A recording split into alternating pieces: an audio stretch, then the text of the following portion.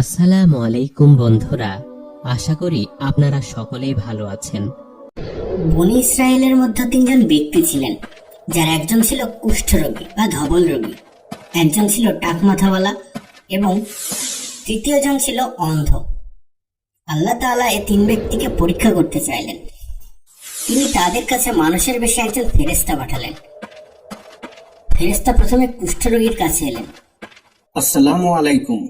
ওয়ালাইকুম আসসালাম। হে কুষ্ঠরোগী, কোন জিনিস তোমার কাছে বেশি প্রিয়? আমার কাছে সবচেয়ে বেশি প্রিয় হলো সুন্দর ত্বক ও সুন্দর রং, আর এই কুষ্ঠ রোগ থেকে আরোগ্য, যে রোগের জন্য মানুষজন আমাকে ঘৃণা করে। ফেরেশতা তখন কুষ্ঠরোগীর গায়ে হাত বুলালেন এবং আল্লাহর অসীম দয়ায় তার কুষ্ঠরোগ ভালো হয়ে গেল। তাকে উত্তম রং ও উত্তম ত্বক দান করা হলো। সে ব্যক্তি তখন অনেক খুশি হলো। তখন মানুষরূপী ফেরেশতা তাকে জিজ্ঞাসা করলো, এখন বলো, কোন সম্পদ তোমার কাছে বেশি প্রিয়? উট আমার অধিক প্রিয়। তখন তাকে একটি 10 মাসের গর্ভবতী উট দান করা হলো। ফেরেশতা তখন দোয়া করলেন, আল্লাহ তোমার ধন সম্পদে প্রবৃদ্ধি দিন। এরপর ফেরেশতা গেলেন টাকমাথাওয়ালা ব্যক্তির কাছে এবং তাকে জিজ্ঞাসা করলেন। কোন জিনিস তোমার কাছে অধিক প্রিয়?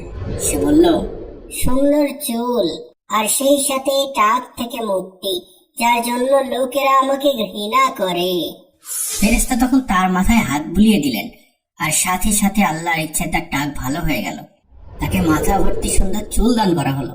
এরপর ফেরেশতা তাকে জিজ্ঞাসা করলেন। এখন তোমার কাছে কোন ধন সম্পদ অধিক প্রিয়?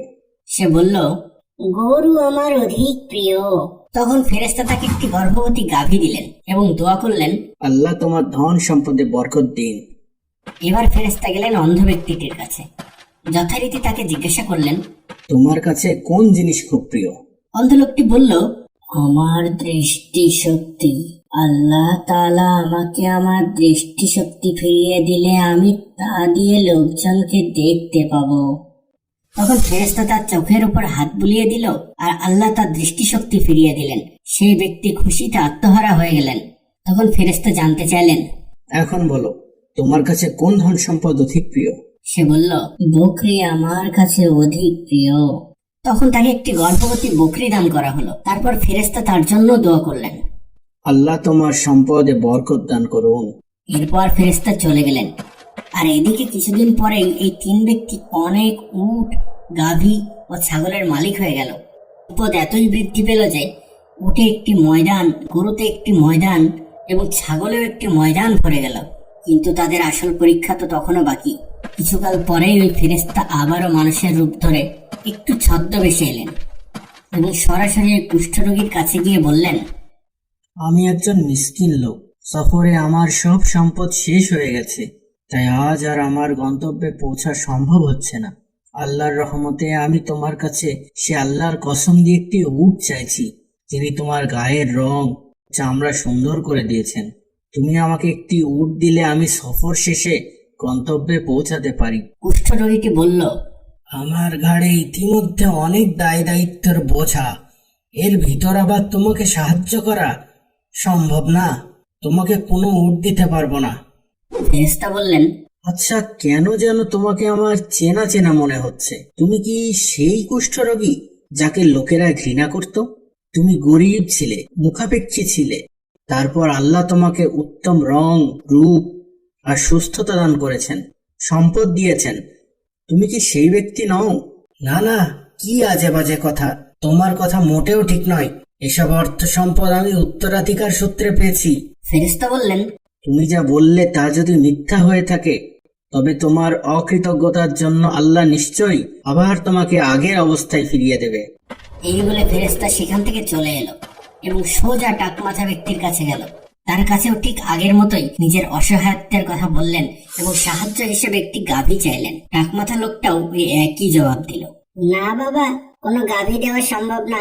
এ আমার অনেক কষ্টের উপার্জন।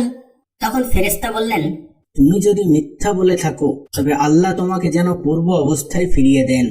এরপর ফেরেশতা চলে এলেন অন্ধ লোকটির কাছে এবং তাকেও বললেন, আমি একজন মিসকিন ও পথিক। আমার সফরের সব মাল সামান শেষ। গন্তব্যে পৌঁছার জন্য আল্লাহর সাহায্য ছাড়া কিছুই নেই। আমি তোমার কাছে ওই আল্লাহর দোহাই দিয়ে একটি বকরি চাই। যিনি তোমাকে দৃষ্টিশক্তি ফিরিয়ে দিয়েছেন এবং অনেক বকরির মালিক করেছেন, তাহলে আমি গন্তব্যে পৌঁছাতে পারি। ফেরেশতার কথা শুনেই লোকটি বলল, হ্যাঁ হ্যাঁ, আমি অন্ধ ছিলাম, আল্লাহ আমাকে দৃষ্টিশক্তি ফিরিয়ে দিয়েছেন, আমাকে সম্পদশালী করেছেন। যাও যাও, তুমি যত চাও নিয়ে যাও, আর যা ইচ্ছা রেখে যাও। আল্লাহর কসম, তুমি যা নিবে তা আমি কখনোই ফেরত চাইব না।